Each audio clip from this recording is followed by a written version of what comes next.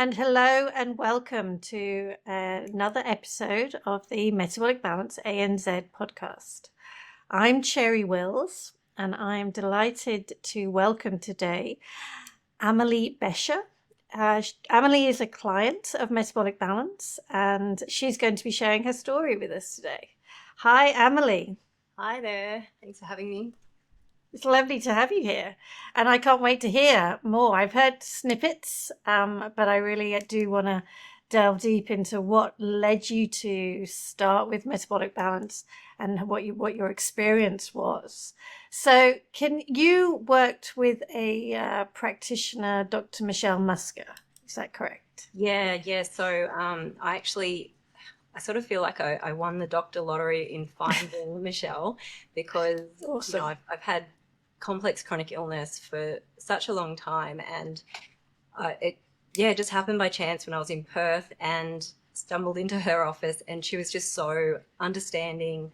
And even if she didn't quite understand my complex illness, she made an effort to find out. And so I'm eternally grateful for Michelle, and along the journey that we sort of took together, she offered it to me as something that would really complement what I was doing in order to regain my health. That's how it sort of came to be. It wasn't so much about weight loss or anything like that. It was about just rebalancing my hormones, which had gotten way out of whack. And there was a few other elements to leading to that, making the decision to do it as well. So if we can go back and let me understand a little bit of the background and actually what really led you to walk into Michelle's office. Yeah. Can you paint a picture of where you were at? What's your health history, I suppose, that you could say? Well, so I have a diagnosis list that's like a scroll that never ends. Okay. But to paint you a picture of where I was at when I met Michelle, I was suffering with a condition called chronic inflammatory response syndrome. And this was as a result of living and working in water damaged buildings. And it had been going on for quite some time, but I hadn't really figured it out because a lot of practitioners don't even know about it. And so what this causes is like a downstream effect of other conditions. So I ended up with mast cell activation syndrome, chronic fatigue syndrome. It messed with my digestion, so irritable bowel syndrome. That had been there since I was a child. There's, what else was part of that? Oh, chronic daily migraines. There was,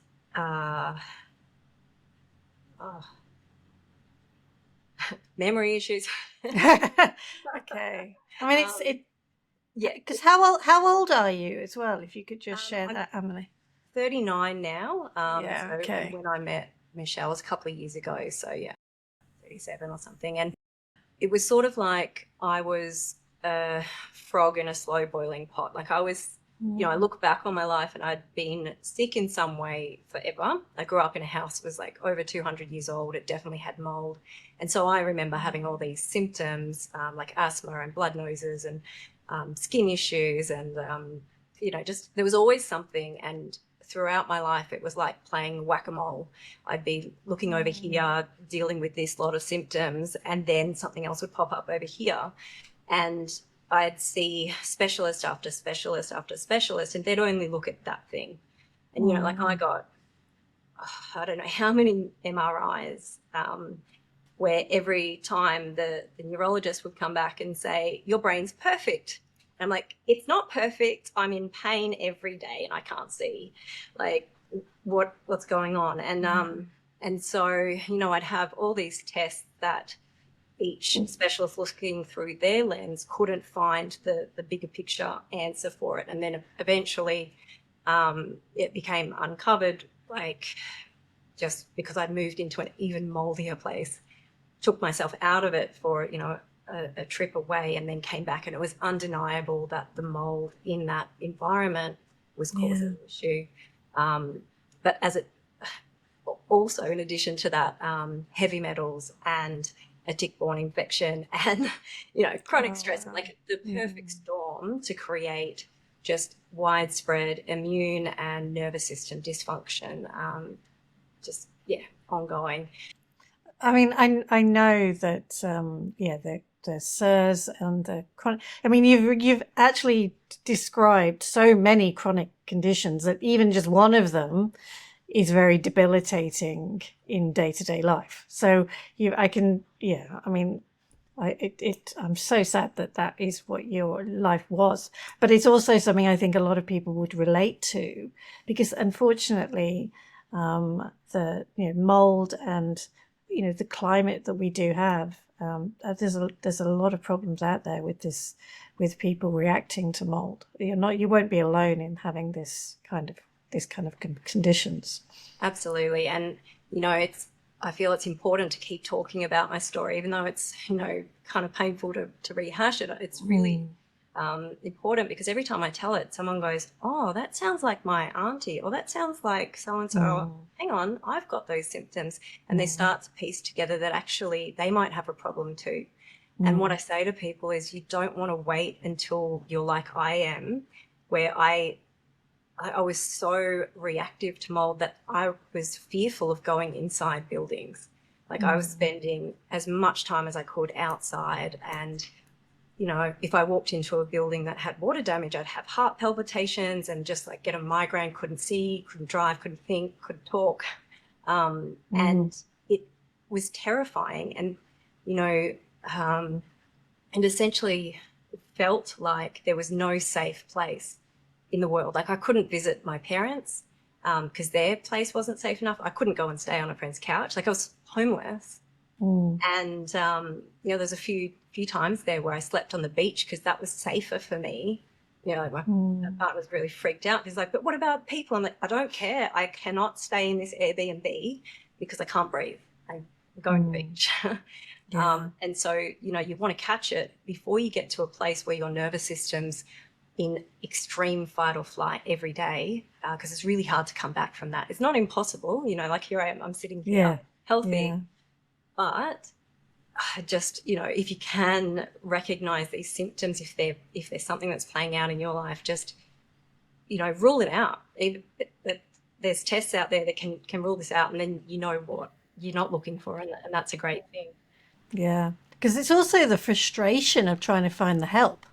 I think that's part of that's a big part of the stress. Yeah. Is it not? Yeah, well, like from my experience, I feel like I've got like PTSD from the medical system.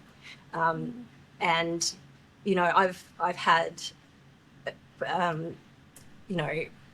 doctors whose ego has really gotten in the way and caused me a lot of damage, and, given me things that have caused big issues later down the line, and I just not understood what was going on with me. Or, like one doctor decided that I was a drug addict and banned me from the painkillers I was taking for my daily migraines. And, like the medical system isn't set up to deal with people with complex chronic issues. And so you end up, if you do have one, you sort of end up with being quite traumatized. Which is why, I was jokingly saying I feel like I won the lottery when I walked into Michelle Musca's office, because she was just so friendly and so welcoming and so understanding and helpful. And there's been a couple of practitioners since where they've been also nice, and it's made me cry, just like, oh my God, this is weird. What's going on? And, the flood of gratitude just comes out my eyes. Yeah, I mean, it's wonderful that you're able to find that help. So tell us, you started chatting to Michelle. So what progressed then? Talk us through.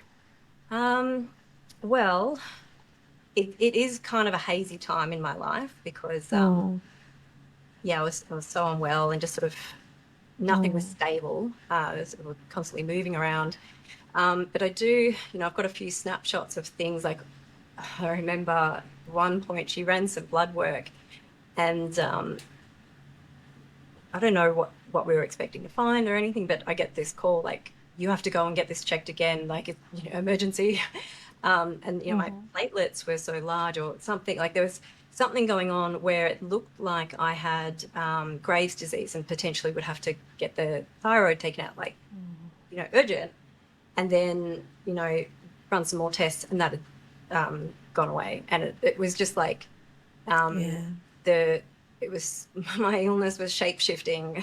You know, that whole playing whack-a-mole with the symptoms was coming up. And but you know, because we were working together and like communicating a lot, and I was researching and she was researching, we were able to sort of piece together a bit of a plan of what to do to help me. And yeah, I remember we tried some mast cell stabilizers, which were amazing. And I can't remember what else.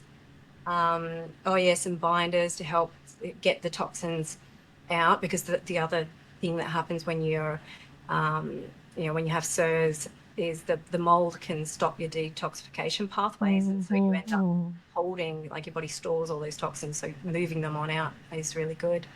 And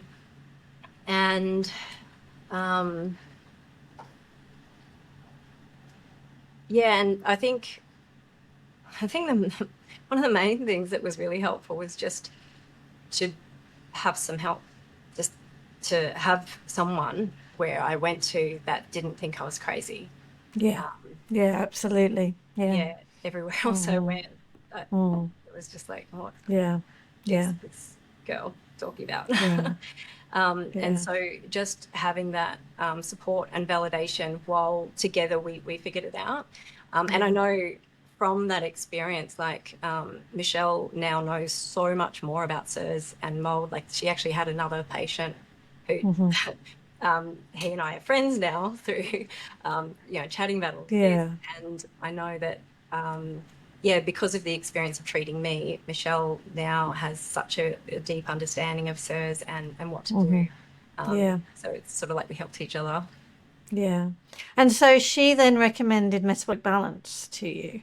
Yeah, so it was something that she was starting up alongside working like in general practice, was the Metabolic Balance. And so, you know, she sort of said to me one day that, you know, normally her main clientele is, you know, people who are trying to lose weight, you know, diabetics and people who have, you know, health issues that are weight related.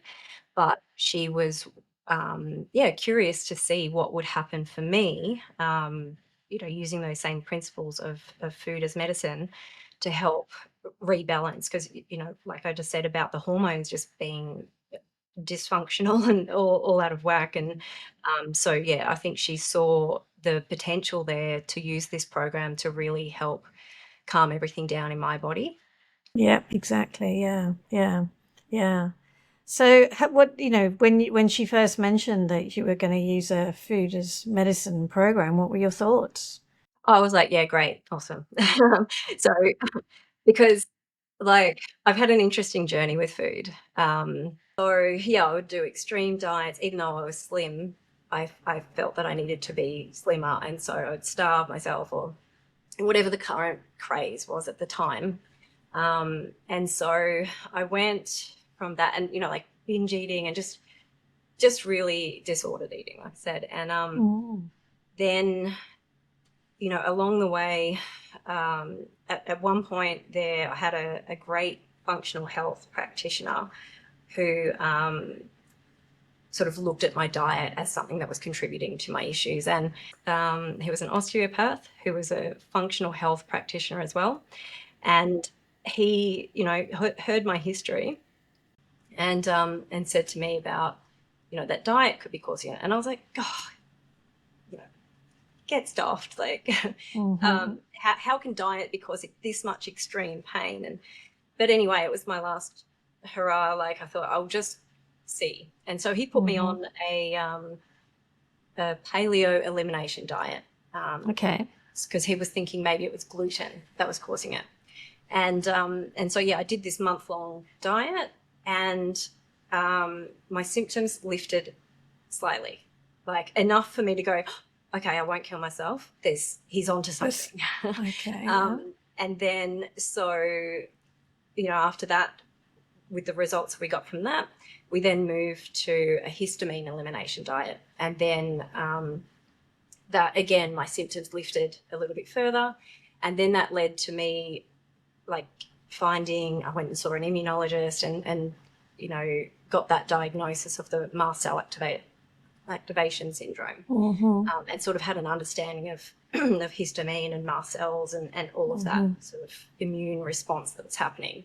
Unfortunately, I didn't pair it with the CIRS at the time, and so it was still sort of okay. Yeah, everything was still quite disjointed. Yeah. It was, yeah, and so.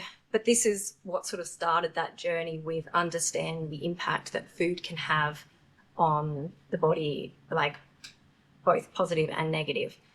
Because, at the time when I was doing the paleo elimination diet, I remember cooking this amazing curry, like from scratch. And I was like, even with my migraine, I was just like, okay, this is going to save my life. I'm going to get right into it. A bit extreme like that. So anyway, grinding up all this, like everything from scratch and eating this, it was a korma, so it had lots of nuts in it. Yeah. And then the migraine just went, and like the tinnitus was so loud.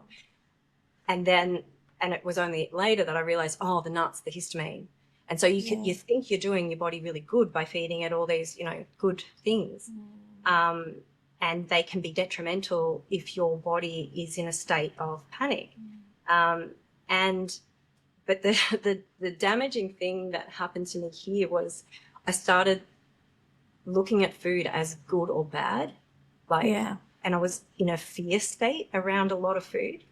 And because I obviously hadn't got to the root cause of why my immune system, why my mast cells were overactive and had high histamine levels, I was just trying to reduce the symptoms. So I was, you're not meant to do those elimination diets long term, but I found myself on a histamine elimination diet for about 5 years. Wow. That is tough to follow. I mean, you're also doing multiple elimination diets concurrently. Yeah. So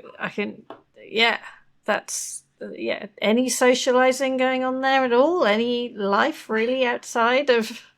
A little bit. Like, it was a struggle because, every time I went out to eat any meal, I'd have to go, could I have this, but without that and without that. And, you end up paying extra to have less. And so anyway, like, I was quite frustrated that all that I was doing wasn't getting me the results. I wasn't, at the peak health that I should have been, considering what I was doing. And so I did a few things. So I ended up seeing Barry Donnelly at the Good Skin Clinic, and he put me on a diet that was about genotype and blood type. Okay. And that was amazing for me. So it was each meal had to be like 50% protein, and then the other parts of it were, other things. And I went, like, that really improved my health a lot. I got a lot more energy, a bit of weight. And so that was really good, but it wasn't fixing everything. So I was like, okay, but food, that's the answer. And so then the next thing that I did was with Elise Comerford in Mullumbimby. She has the GAPS healing protocol. Okay, so you've done a lot of these protocols and diets. You've kind of tested them all out, really, haven't you? Yeah, I have. Yeah. And each of them have unlocked for me a little bit more knowledge that has then led to the next one, and that deeper understanding of the importance of food. I think the thing that the GAPS one really showed me, but it really helped me overcome, was the fear of food, because for anyone who's not aware about the GAPS diet, a lot of it is actually high in histamine. So all these fermented foods and like slow cooked, like meat stock soup and that kind of thing to heal the gut lining. And at the time I was strictly avoiding histamine foods. And extreme me, I'm like, yeah, okay, these are the new rules. I'll dive in, I'll do the thing. And what what happened, like, yeah, I did have some reactions and everything, but I was able to slowly introduce things that I hadn't eaten for 5 years. So avocado, sauerkraut, and Right. yogurt, and things that were really Yeah. healing. And so that then allowed for when Michelle and I were planning the Metabolic Balance, she asked me about what I would like to let the company know about what I'd like to avoid. Because she knew at the time I was pretty much on a carnivore diet because I couldn't digest vegetables. I'd get bloated and in pain every time I tried to eat vegetables. And I said to her, look, I don't want to, skew the results of this. If I go into it avoiding all these things, then it's not actually going to allow my body to use the nutrition that you're recommending I use. Yeah. So I just said to her, look, as long as I avoid gluten, just let it spit out whatever my body's telling you it needs. And so I'm really grateful for that experience of having gone through such a journey with food. Yeah. And the journey with the mindset around food to allow me to be, at that point when the metabolic balance thing came around. Yeah. I mean, that is incredibly valuable to actually allow the metabolic balance analysis to really give you what the best foods are. So you started metabolic balance, you got your plan, and you started preparing your foods and eating your foods. So what happened? How did you feel? Well, I realized that I needed to be a bit more organized than I was.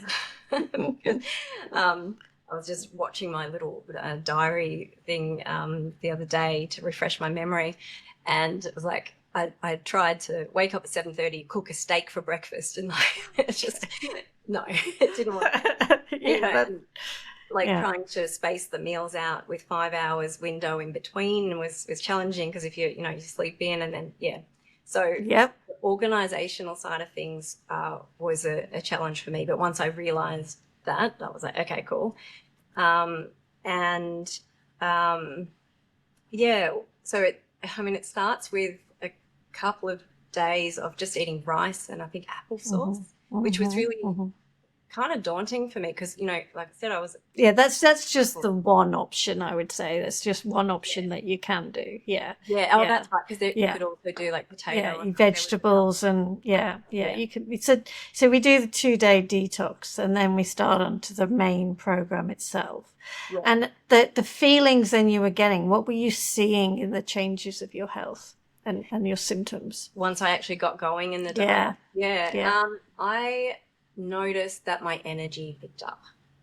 Right. Because beforehand I had been doing carnivore diet with intermittent fasting, and then to then go to having 3 meals a day, like I mentioned, it was a challenge with the organization, but also just to wrap my head around that. I was going to be eating more and eating different foods. But what I did notice that really took me by surprise is how much more energy I had, and how much, my metabolism really did improve because I would exercise and then I could feel that I was hungry, my body was responding in the way it should respond to what I was doing in life. And I remember coming out the other side of it going, that was such a good choice and I widened out the variety of food that I was eating because the diet told me to. So which had been a little bit daunting because the sensory issues and the allergy issues, but because of where I'd sort of gotten to with my healing, we had to wait until I was out of that constant fight or flight, so I'd sort of stabilized and so I was taking some mast cell medications that were helping to dampen that overreaction response. And so I was so excited about it because I was eating a bowl of prawns. And, which doesn't, may not excite many people, but for me, I had loved prawns as a kid. And then when I was deep in my reactive period of time, if I ate shellfish, I'd start getting an anaphylaxis response. My Yeah. throat would start swelling and get itchy and just like puffy eyes and migraine and brain fog.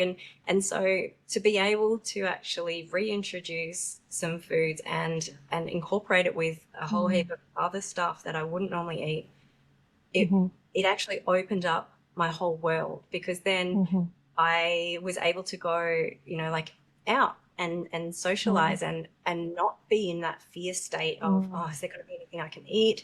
Like I could be a bit more adventurous. What sort of time frame are we talking about here? So from when you started MB to then feeling that you actually had this freedom to not be worrying so much. What's that time frame? Well, it's so I sort of started the mind retraining part before I started the diet, because Michelle had given me my protocol, and I was getting ready for it and looking at the different foods and going, oh, okay, this is full on. And so I started slowly, with the prawns. A few weeks before, I put one prawn in my meal, and then, Okay, all right, so okay, when I was actually in the diet, though, because of the one of the rules is to only have one source of protein. And so per meal. If I was going to eat prawns, that was going to be, I couldn't just have one prawn and something else protein. So I was sort of prepping myself mentally and, allergy wise for that, and just knowing that that's how I had to do it with the GAPS protocols, just little bits at a time, so that my nervous system didn't freak out.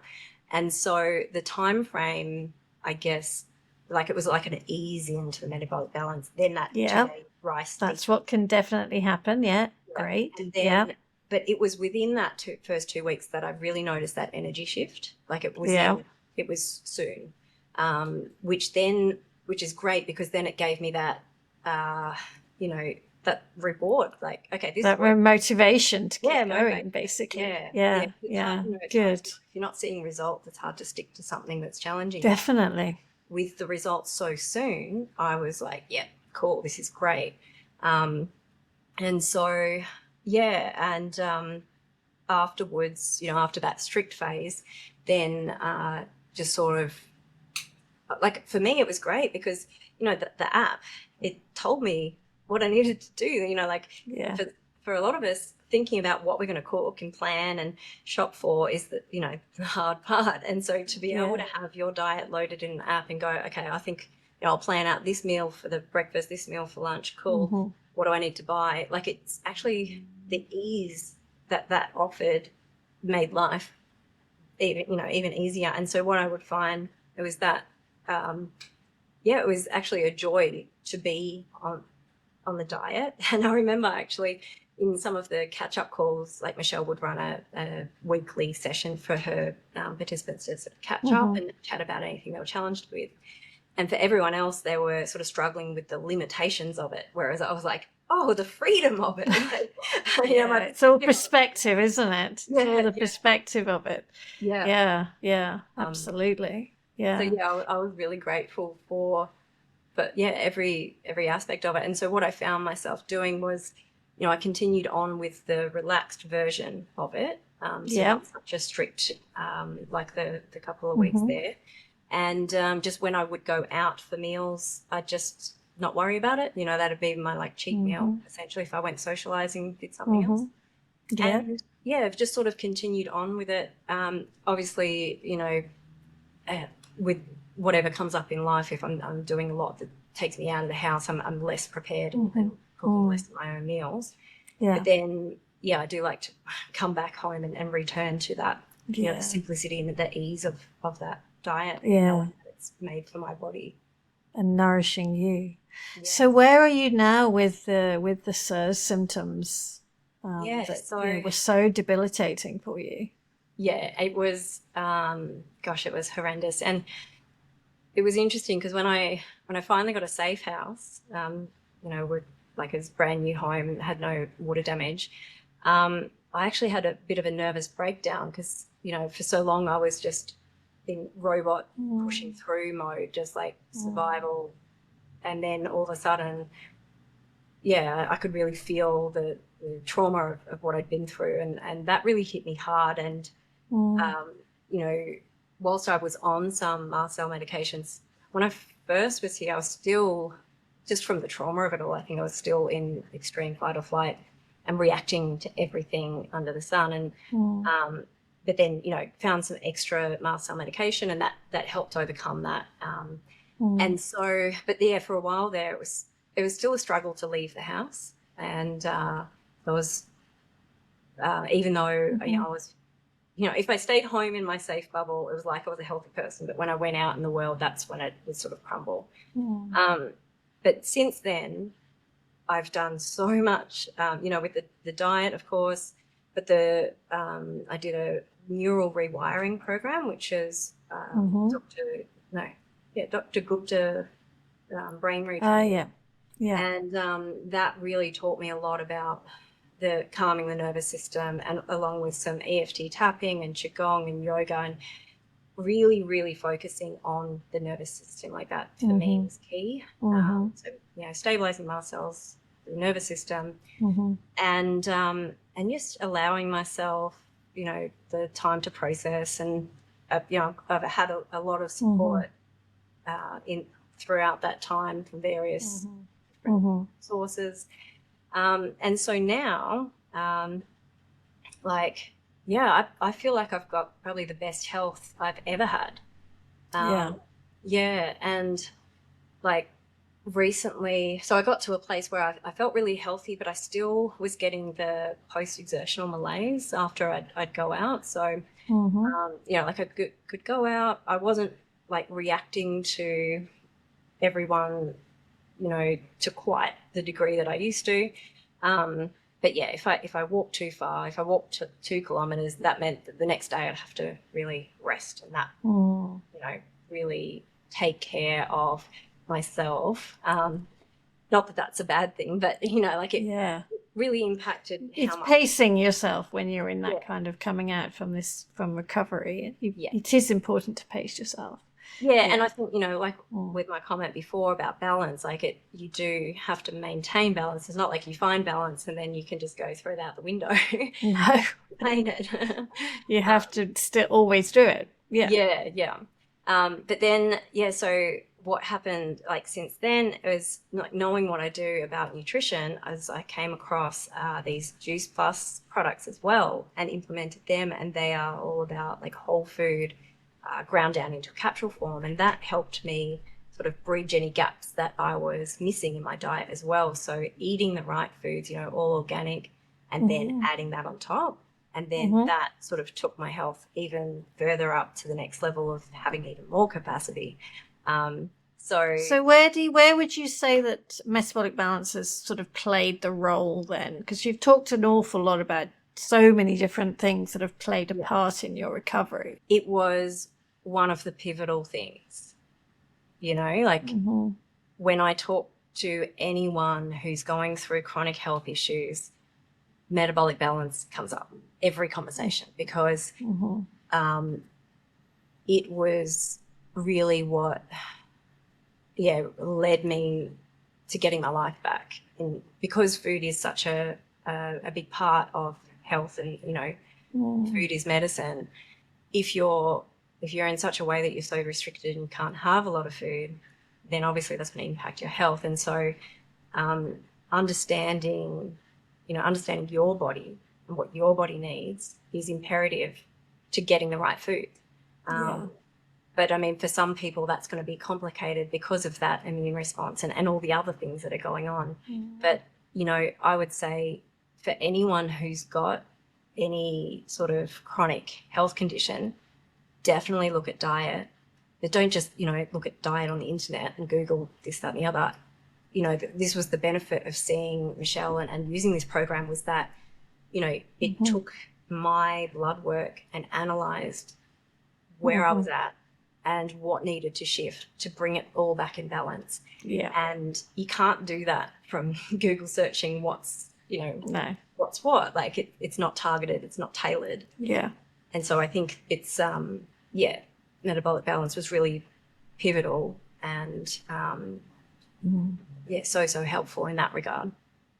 I mean, I'm thrilled to bits that that you did find metabolic balance. I mean, your story, I do hear your story a lot. I have, the real, because it is that chronic imbalance, and then we use food in a very natural way and in a sustained way, in a structured way. Yeah. And I think it's fascinating that how you've shared as well that you have got this background of the disordered eating and the ADHD and the autism. That again adds another layer onto that.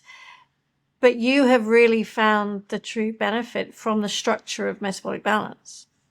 Yeah, and I think, it's interesting that when you do experience like autism and ADHD, it's like you've got these two polar opposite parts of yourself, but the good thing, if you can harness that desire for routine and regularity, then having a structured eating plan is really, really good.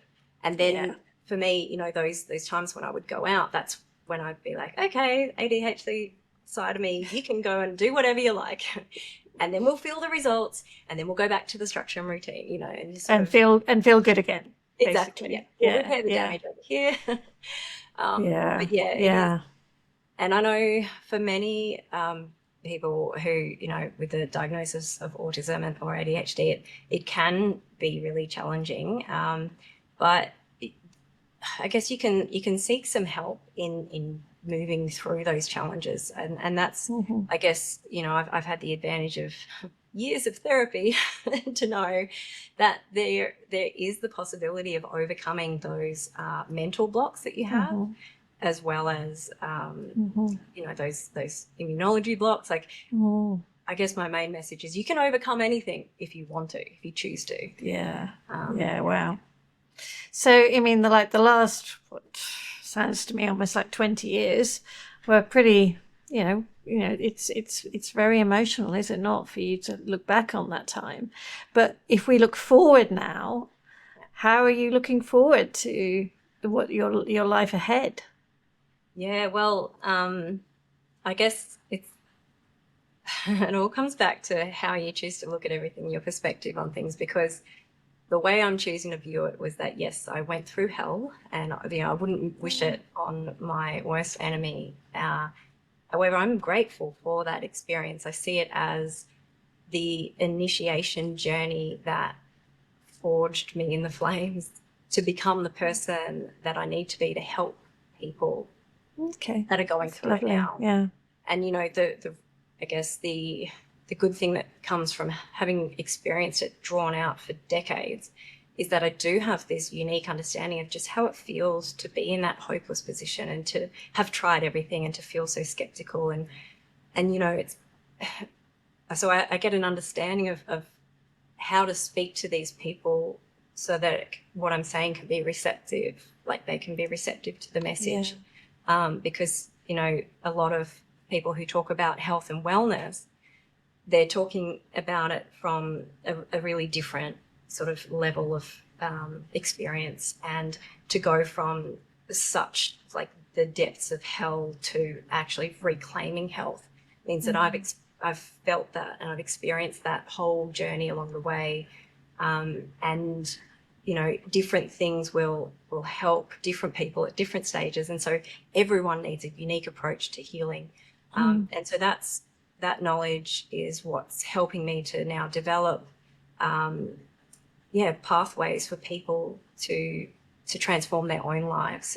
Really wanting to empower people to understand that they do have choice and control and power to make the right choices for them, and whether that be in the health, mental health, physical health, nervous system health, financial health, whatever it is that they're needing to find that balance or recover from. I'm putting together a platform that can help them through their journey. Oh wow! Big project. Big But at the moment, I'm studying to be a hypnotherapist. So, and that's been so interesting, taking a deep dive into the subconscious mind, and pairing that with my whole experience of the neural rewiring with the food and everything.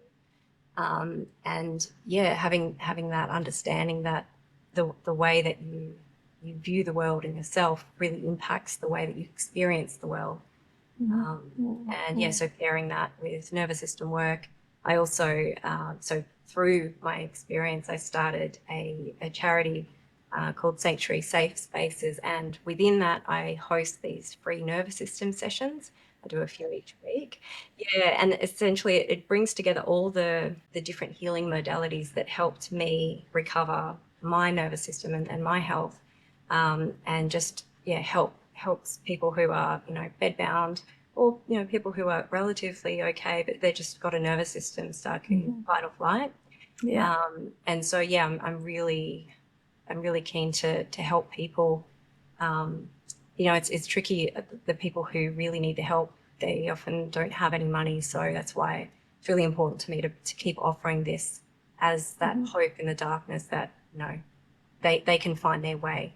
I think what I'm really hearing is that it's a big message of hope, that there is so much hope that even when the days can be the darkest, it's not to give up. Just keep finding the people. And I would, I'm thrilled that metabolic balance could be such an integral part in your healing journey, because it is my passion is to bring this program as much as possible to people's attention. Nothing ever works in isolation. We are all that mix of bringing different things in. But when you actually get that nourishment of the human body really finely tuned, and you keep going with it as well, you properly say, yeah, I'm just going to keep nourishing my body and I'm going to keep looking after myself. That's where I can really see it opens a door for other support and other changes to really have an impact and start to notice. Absolutely. And I think people don't really grasp just how important diet is, even No. despite all the news about it. Like, people are still quite skeptical that the choices that you make with your food can have such a... I think there still is this idea that it's a one size fits all for everybody. Oh, it's a healthy diet or it's an unhealthy diet. Yeah. And actually it's so much more detailed than that on an individual level, really finding out the foods that really match you. And you can, you're pretty much, you're testament to that, your energy level just increased in those so quickly. And that's what we see all the time. And then things have a chance to truly rebalance. And then the resilience is a chance to kick in. Absolutely. And what's interesting, just touching on that, I've had people who ask me about, well, what do you eat that has helped you? And I say, look, this has been my diet through Metabolic Balance, but this could harm you. Like, my perfect picture of diet, for my friend, I told her a few recipes and she tried it, but she had issues with salicylates and what's the other one? Can't remember. But and so a meal that makes me feel really good makes her, she's got the exact same condition diagnosis, but struggling in a different way. And so having that tailored approach. It's a very individual thing what causes inflammation in our bodies, actually. Yeah. So I go around telling everyone to check in and do Metabolic Balance if they do have anything that they haven't been able to get on top of. Then, for me, it's a no-brainer to look at your diet and to get guidance to look at your diet. Yeah, because that is the other thing, isn't it? You had Michelle, so big thank you to Michelle. We'll just both say it here, for properly guiding you through, and that's what a great practitioner coach can do. It is, because when you're in that depths of pain and frustration, to then add on that you somehow have to work it out yourself too. How is that ever going to work? No, and it's actually kind of impossible, really, because you think about, like, once you get to a state of chronic inflammation, your brain's inflamed. But actually deciphering the information, it's just a nightmare. So thank you so much, Amelie. It's been a pleasure to talk to you, and it obviously the generosity of how much you've shared. A big thank you, and we'll put details also of how people can maybe contact you or just find out more in the show notes. Cool. And then and I really hope you stay in touch, and because I'm excited to see again what you can do in the world now. Yeah, well, I mean, like having like health in capacity, like it's amazing how much I achieved when I was unwell, but now I'm like, oh my God, watch our world. Yeah. So thank you for, making Metabolic Balance and bringing it to Australia, and just, I really appreciate you and all the work you're doing. Oh, thank you. Wonderful. Well, I think that wraps up another fantastic episode. And a big thank you again to you, Amelie.